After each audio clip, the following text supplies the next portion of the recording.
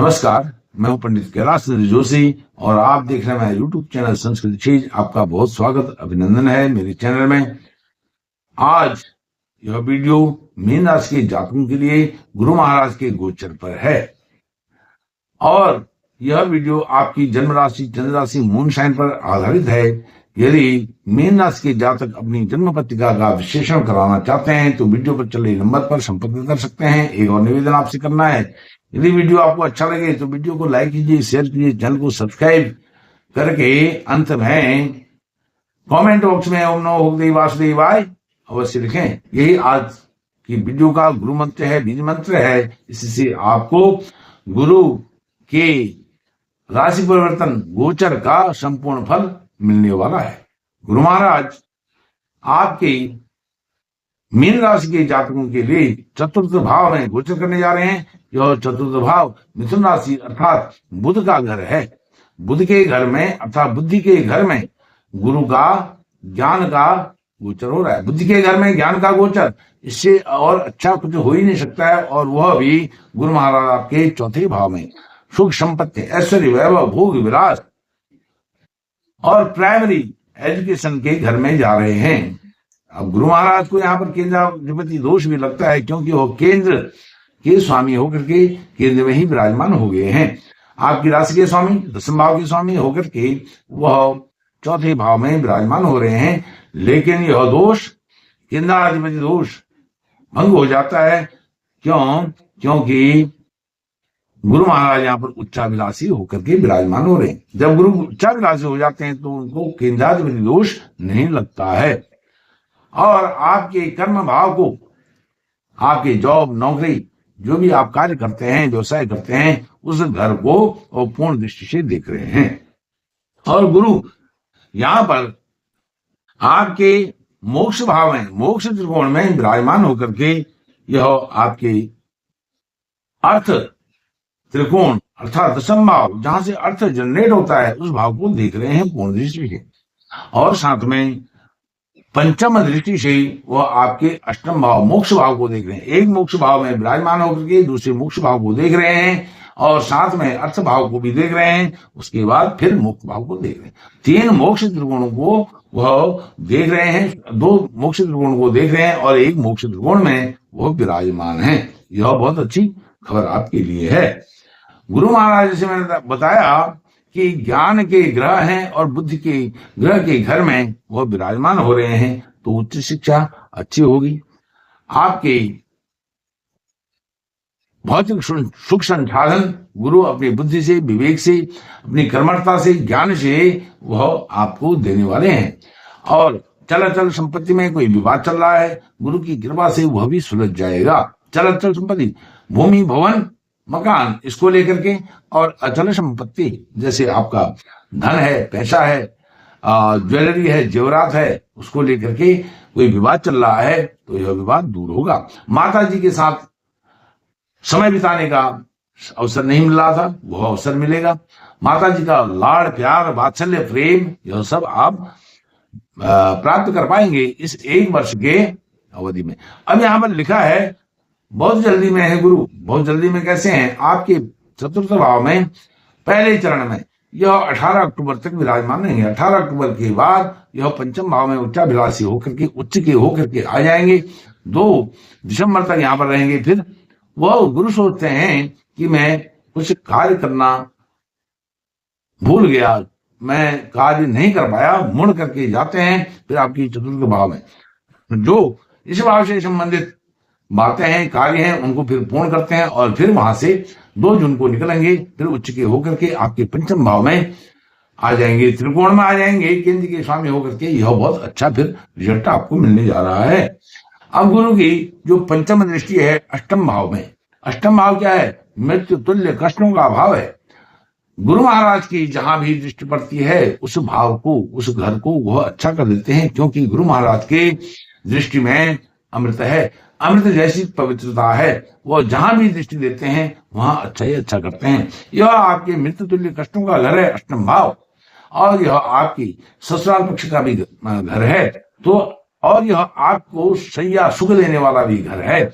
यदि आपका विवाह नहीं हुआ है, विवाह होगा, विवाह की बातचीत आगे फाइनल तक चलेगी और इस एक वर्ष में तो विवाह हो ही जाएगा। जो विवाह योग्य लोग हैं, चाहे वह मेल फीमेल जो भी हैं, उन सबके विवाह का प्रबल योग मीन राशि के जातकों का बनता है इस एक वर्ष में। और जिनका विवाह हो गया है उनको सैया सुख मिलेगा, संतान सुख मिलेगा और मृत्यु तुल्य जो कष्ट हैं उन कष्टों से भी राहत मिलेगी। और वह जो कष्ट हैं जिनका आज तक आप उपचार कर रहे थे, चिकित्सा कर रहे थे, वह प्रकट नहीं हो रहे थे, उस बीमारी का पता नहीं चल रहा था, अब यह गुरु महाराज यहाँ सब प्रकाश डालेंगे अमृतमय दृष्टि से, उस बीमारी को सामने रख देंगे और फिर उसका उपचार आसानी से हो जाएगा। जब कोई बीमारी प्रकट होती है, सामने आती है, तो उसका उपचार होता है। इसके बाद गुरु महाराज देखेंगे आपके कर्म भाव को, जॉब के भाव को और आपके कार्य कर्म इसमें, और यह डिजायर को पूर्ण करने का पहला भाव है। अर्थात यहीं से आपकी जो डिजायर हैं, मनोकामनाएं हैं, पूर्ण होती हैं दशम भाव से। जो आप कर्म करते हैं उसका प्रतिफल, उसका रिजल्ट आपको डिजायर के रूप में मिलता है।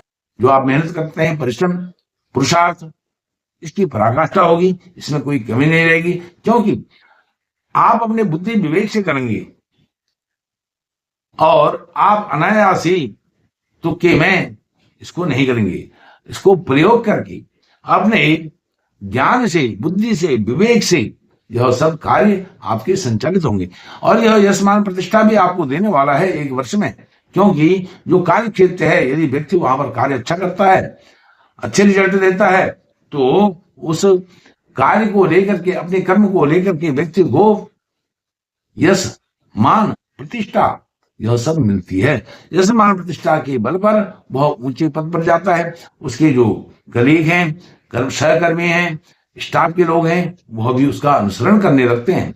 अर्थात आपके रेडियस में, जो आपके कार्य क्षेत्र में, व्यवहार में आएंगे, आपके ऑफिस में आएंगे, आपके बॉस हों या आपसे नीचे कार्य करने वाले हों, वह सब आपकी प्रतिष्ठा करेंगे, आपकी इज्जत करेंगे, आपका सम्मान करेंगे। मान सम्मान यह बहुत बढ़ने जा रहा है एक वर्ष के लिए। गुरु महाराज की जो अंतिम दृष्टि होगी, नवम दृष्टि, वह होगी आपके व्यय भाव पर। व्यय भाव में कौन विराजमान है? कुंभ राशि में राहु विराजमान हो जाएंगे 18 मई से। और यह जब तक गुरु का गोचर आपके चौथे भाव में रहेगा, तब तक राहु आपके व्यय भाव में बने रहेंगे। व्यय भाव के राहु यहाँ पर अच्छे नहीं कहे गए हैं अब, लेकिन उन पर गुरु महाराज की जब दृष्टि पड़ेगी व्यय भाव पर और राहु पर, तो आपको अच्छे रिजल्ट मिलेंगे। अच्छे रिजल्ट किस रूप में मिलेंगे? आप कोई भी यात्रा करेंगे, धार्मिक यात्रा होगी, पैसे कमाने वाली यात्रा होगी, जॉब के लिए यात्रा होगी, विदेश यात्रा होगी, और आप विवाह में, उत्सव में, यज्ञ में पार्टिसिपेट कर पाएंगे। और स्वयं भी आपके घर में भी विवाह का, यज्ञ का, अनुष्ठान का, उत्सव का वातावरण बनेगा और यह वातावरण एक वर्ष में हो सकता है। अर्थात धार्मिक कार्य में आपका व्यय होने वाला है, खर्चा होने वाला है। तो इसके लिए दशम भाव पर जो दृष्टि है गुरु की, जब आप कमाएंगे, आपके पास पैसा होगा, रेवेन्यू जनरेट होगा, मनी, पैसा, धन, अर्थ, यह सब आएगा, तब आप अनुष्ठान, यज्ञ अनुष्ठान, उत्सव, विवाह आदि कार्यक्रमों को कर पाएंगे और यात्राएं सफल होंगी। धार्मिक यात्राएं होंगी, आप तीर्थ यात्राएं कर सकते हैं, उन पर खर्चा हो सकता है। और आध्यात्मिक चेतना इतनी बढ़ जाएगी कि आप आध्यात्मिक चेतना के शिखर पर पहुंच जाएंगे, धार्मिक बन जाएंगे और बहुत अच्छे कार्य करने लग जाएंगे। जो कोई आपके साथ फ्रॉड है और कोई अपने जाल में फंसाना चाहता है, उससे भी आप बच करके निकल जाएंगे।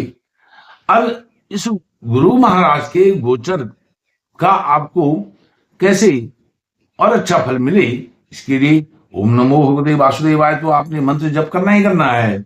और आपको और यह जप करना है ओम नमो भगवते वासुदेवाय, चलते फिरते, उठते जागते और खाते पीते, ऑफिस में कार्य करते हुए, रास्ते में चलते हुए यह जप करना है ओम नमो भगवते वासुदेवाय। और यदि आपके पास पर्याप्त इनफ टाइम है तो उसके लिए आप विष्णु सहस्त्रनाम का पाठ करें। यह पाठ आधा घंटा, पौना घंटा लगता है, इस पाठ को करें। और इस पाठ को करने से आपको बहुत लाभ होगा। यदि आपके पास समय नहीं है तो एक मंत्र आपको बताऊंगा, उस मंत्र का पाठ करने से आपको संपूर्ण विष्णु सहस्त्र नाम के पाठ का फल मिलने वाला है। वह मंत्र है, बहुत आसान मंत्र है, राम रामेति रामेति रमे रामे मनोरमे सहस्त्र नाम तत्तुल्यम राम नाम वरानने।